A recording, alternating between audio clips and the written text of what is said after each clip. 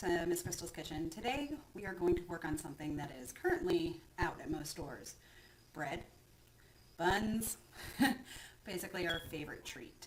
So what I did was I actually kind of started without you guys. That's because sitting here waiting for yeast to do its activation process is not exactly fun to watch. So, bread. Simple recipe as always.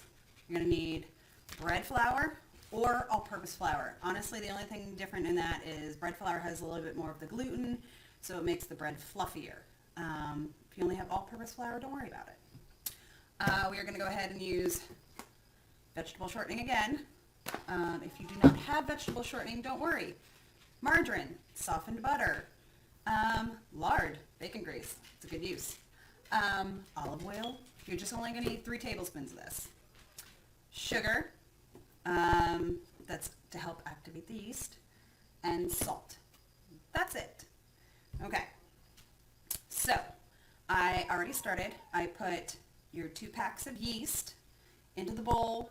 I added the 3 tablespoons of sugar and then 2.5 cups of hot water. Now, when I say hot water, I don't mean boiling. I mean just hot tap water. Let it run for a minute and then add it. You need it very, very warm in order to activate that yeast, okay? But after your 5 to 10 minutes of letting the yeast activate, it's going to look and smell amazing. Here, let me see if I can show you real quick. All right, there you go. It's going to look all foamy. That's what you want. Okay, so now it's 6 cups of flour, sometimes more, depending on whatever, I don't know, your consistency, I guess, is what you like. Okay, now, big thing with flour is you don't want to pack it down. You're going to just reach in and give it a little shake, okay, to get a nice flat cup, okay. If anything, if you don't trust that, you can always take a knife and just kind of scrape it across the top, but don't press down. Okay, so you're going to add 3 cups of flour to start, and then we're going to add more gradually. If you have a mixer with the bread hook, feel free to go ahead and use that. With this one, I'm going to say that a lot of people don't have a bread hook, so we're going hands-on, which again, kids love to get gooey, so this is fun for them. Oh, and this is also going to be probably a 3-part video because watching bread rise for an hour again, not the best, fun time had. Okay, so I've got my 3 cups of flour in there. Now to get dirty. So you're going to start, I recommend putting some flour on your hands so it's not as sticky, but just go in there and start mixing that around.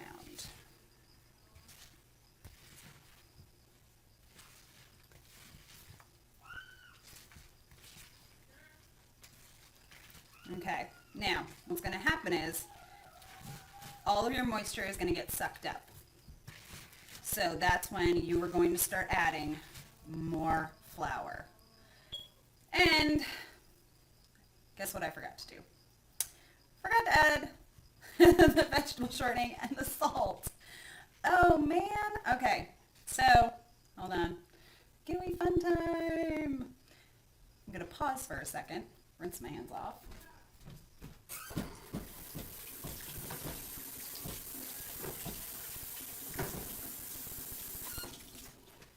Sometimes I get ahead of myself. Okay, so we are going to go ahead and add 1 tablespoon of salt.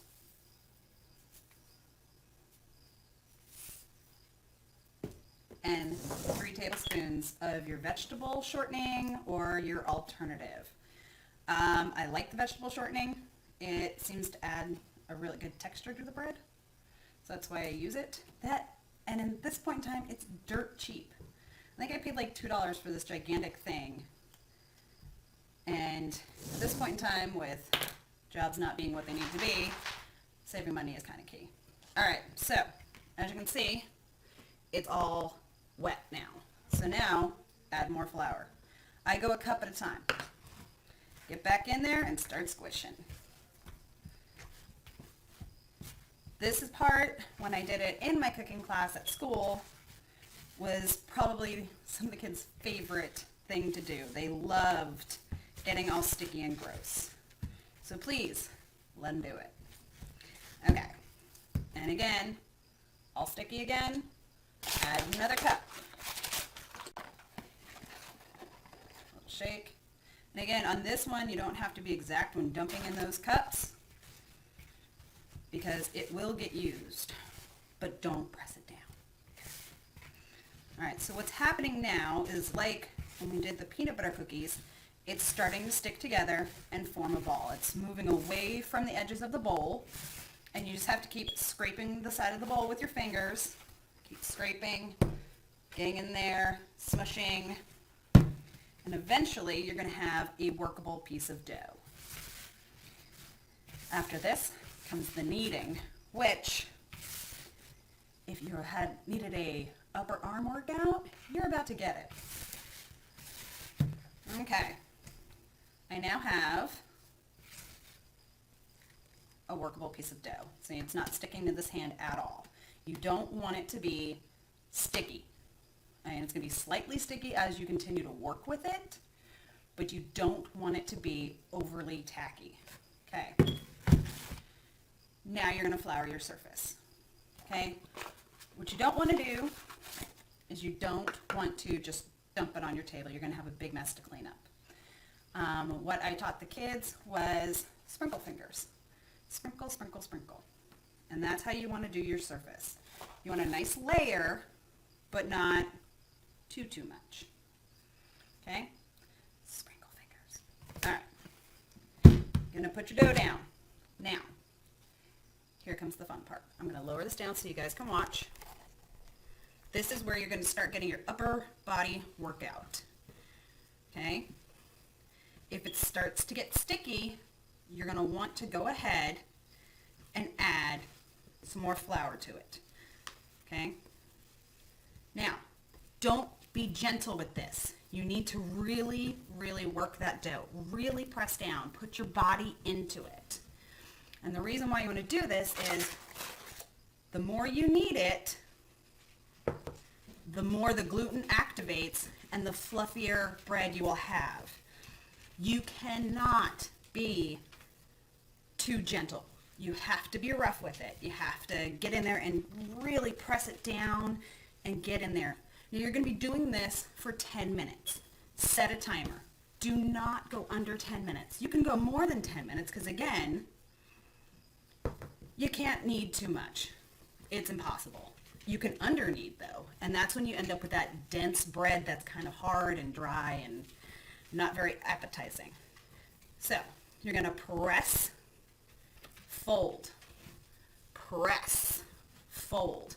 And I mean, tear it, go for it, get in there. This is where you're going to work on those arm muscles. Okay, I'm going to do this for the next 10 minutes, and I will go ahead and check back in because watching me knead for 10 minutes isn't really necessary. All right, see you for part 2 of this video.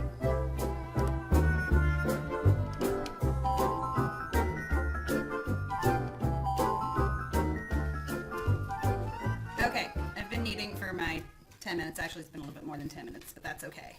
So, here's what you got. Got yourself a lovely, soft piece of dough. It's very easy to work with, easy to stretch, easy to play with. This is what you want, okay? Now, at this point, there are several things you could do. You could, if you wanted some garlic bread, add garlic powder to it. Mix it in there real quick. You want a sweet bread? Add some cinnamon and maybe a little extra sugar. You want just regular white bread? Leave it alone. You want just regular buns? Leave it alone. What else have I added to this? Sometimes I add sesame seeds to it. And you can also get an everything season little container at a lot of the, like Walmart has it. You can make everything bread. It's delicious. Okay. Well, what you got to do now is get your bowl.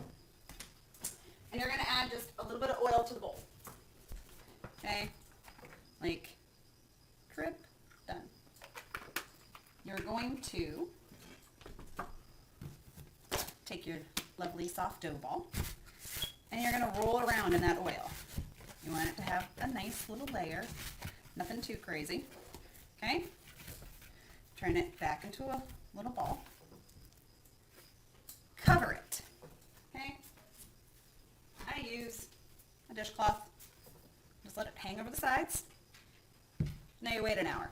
And we'll be ready.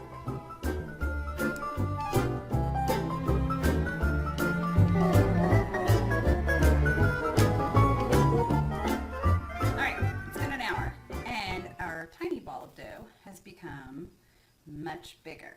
So, you dump this back out, and you're going to press it down. And now you're going to decide what you're going to do with it. I am going to make a loaf of bread with this, but I'm also going to go ahead and make some hamburger buns because I want some sloppy joes later. So, you can either make a good 2 or 3 loaves of bread with this. You can make buns with this.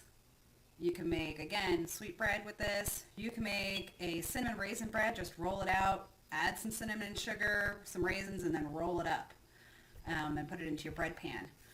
Most bread pans are like 9 inches by 4 inches. There's some 8 by 4 ones. I actually ordered these. They're really nice throwaways. They're a little bit smaller, but it's not a big deal. So, you press down your dough. You're going to add a little bit of oil to your bread pan to grease it. And I just spread that around.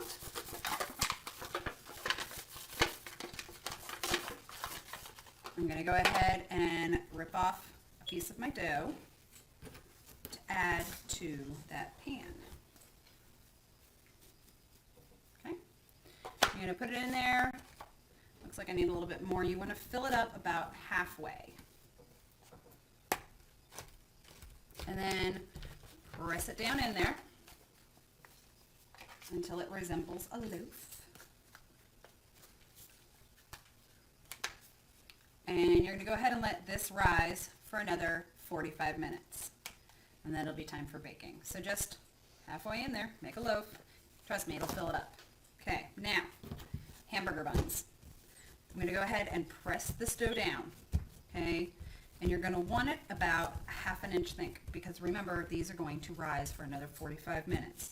So if you're making big buns for like really big sandwiches, go ahead and make it bigger. Easiest thing to do is to grab a cup. What you're going to do is press it down onto the dough, give it a spin. And pull it off. Oh, it didn't cut all the way through. Give it a wiggle. There we go. Okay. And there you go. One round bun. I'm going to put it on my parchment paper. Now I'm going to go ahead and make a bunch of these real quick. Now at this point, if you want, once you put it on your parchment paper or tin foil or just a greased cookie sheet, you can go ahead and put a little oil on the top, add some sesame seeds for some sesame buns. If you go ahead and fry up little chunks of onion, you can go ahead and make yourself some onion rolls. Those are always good. You can always throw on some garlic salt and parsley, make an herbed bun. Those are good for different types of sandwiches. So, I'm going to get all these on here, cover it back up with your towel, and let it rise for another 45 minutes, and then we're going to check back in.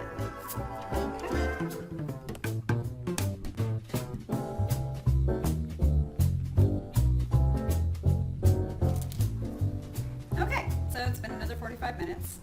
Everything has risen the way it was supposed to rise, so it's going to be about double the size. You can see this one's popping up over the top. That's just a regular white bread. This one I went ahead and did the everything seasoning on it. And I was also able to get 8 buns. So what we're going to do now is you're going to preheat your oven to 425. Then once it gets to 425, drop that temperature down to 375. You're going to bake the bread for 30 minutes. Take it out, brush some butter over the top of it, put it back in for another like 5 minutes. The buns aren't going to take as much time because they're smaller. So you're going to bake those for about 20 minutes. Take them out, brush butter over the top, put them back in for another 5 minutes. They should all come out a nice dark golden brown, and when you tap on it, it's actually going to sound hollow. So I'm going to go ahead and get these in the oven, and then we'll do another video after this one.